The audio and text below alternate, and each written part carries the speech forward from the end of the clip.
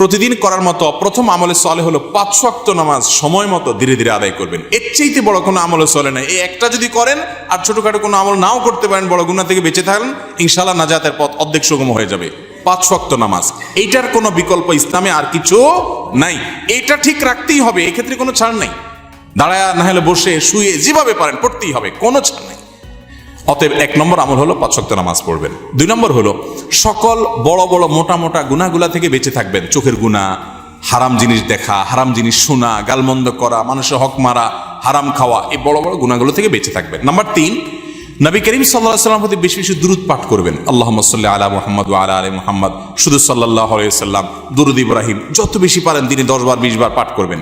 Number 4, ইস্তিগফার বেশি বেশি করবেন। আস্তাগফিরুল্লাহ ওয়া আতুবু ইলাইহি, আস্তাগফিরুল্লাহ ওয়া আতুবু ইলাইহি, আস্তাগফিরুল্লাহ আল্লাযী লা ইলাহা ইল্লা হুয়াল হাইয়ুল কাইয়্যুম, এরকম ইস্তিগফার পড়বেন। নাম্বার 5, যেই কোনো কাজ করবেন, এই কাজগুলোর পাশাপাশি কোরআনে কারীমের তেলাওয়াত প্রতিদিন একটু একটু করে করবেন। বিশেষ করে সূরা ইখলাস, কুল হুয়াল্লাহ সূরা একবার পড়লে 3 ভাগের কোরআন 3 ভাগের 1 ভাগ পড়ার সমান সওয়াব হয়। অতএব আপনি চাইলে কয়েক মিনিটের ভিতরে পুরো 1 খতম কোরআনের সওয়াব পেতে পারেন। বিশেষ সূরা ইখলাস পাঠ করবেন।